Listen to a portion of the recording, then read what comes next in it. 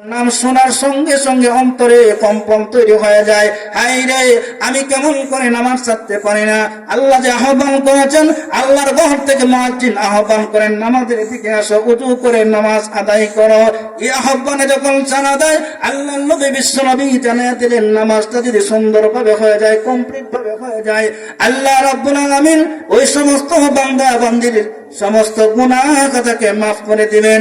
যার ভিতরে আল্লাহর ভয় নাই, যার অন্তরের ভিতরে আল্লাহর ভয় নাই, যার অন্তরের ভিতরে আল্লাহর ভয় তৈরি হয় না, মুসলমান ভাইরা আমার লক্ষ্য করে দেখুন, যার অন্তরের ভিতরে আল্লাহর ভয় নাই, সে গুনাহে লিপ্ত হয়ে যায়, সুদ খাওয়ার মধ্যে লিপ্ত হয়ে যায়।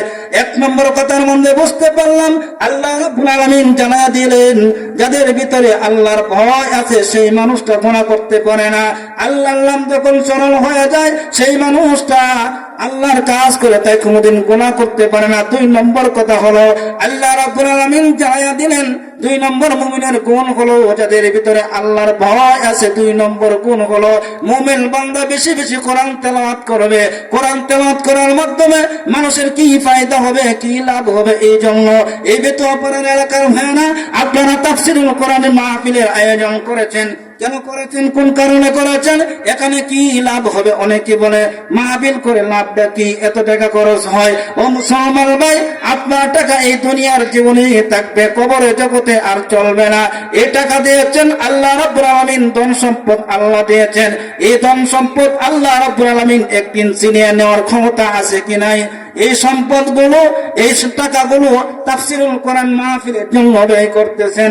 আল্লাহ বলেন, বান্দারে, ও যুবক ভাইরা, এই টাকাগুলোর মহব্বত না রেখে আল্লাহ রাস্তায় দান করতেছেন, কোরআনের খাতিরে দান করতেছেন।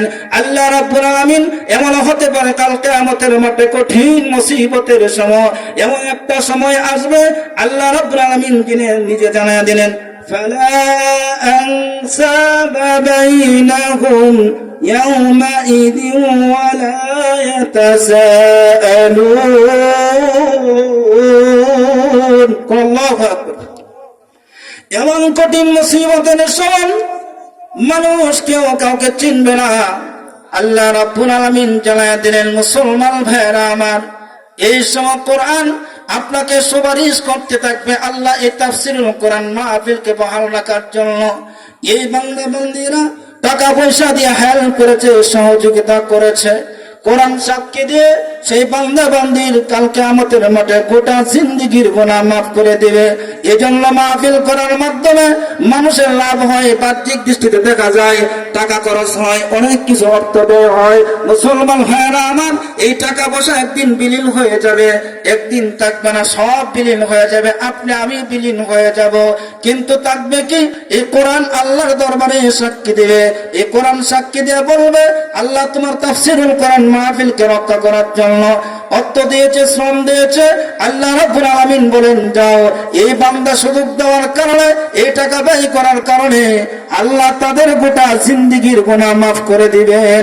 বলেন সুবহানাল্লাহ। মুসলমান ভাইরা আমার, এই কোরআনের কাছে যে মানুষটা আসে, এমন পরিবর্তন হয়ে যায়, এমন পরিবর্তন আল্লাহ রাব্বুল আলামিন করে দেন।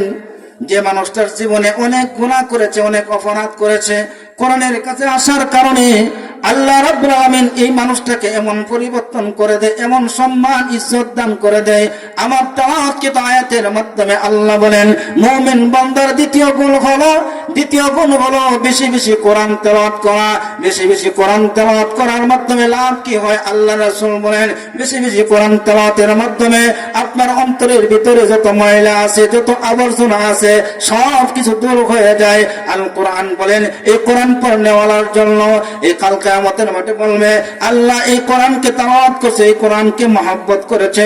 আল্লাহ বলেন, তারা কি চায়? তারা চায় জীবনের গুনাহ মাফ। আল্লাহ বলেন, যাও যাও, এই সমস্ত বান্দা বান্দির জীবনের গুনাহ মাফ করে দিলাম।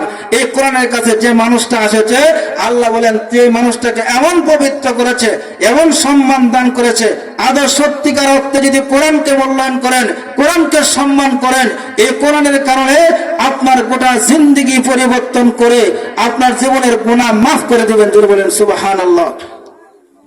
এই কোরআনের কাছে যারাই আসছে, এই কোরআন এমন একটা জিনিস, এমন ভাবে পরিবর্তন করেছে। আমার ভাইরা লক্ষ্য করে দেখুন, নবীজির একজন সাহাবী হযরতে সালাবাতুল আনসারী রাদিয়াল্লাহু তাআলা আনহুম আরেকজন সাহাবীর সঙ্গে এমন একটা সম্পর্ক করে দিলেন, ভ্রাতৃত্ব সম্পর্ক করে দিলেন।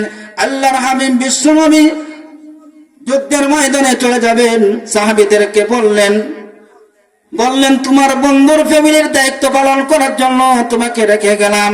আমার ভাইয়েরা, কোরআনের কাছে আসার কারণে এমন সম্মান বাড়ায় দিল।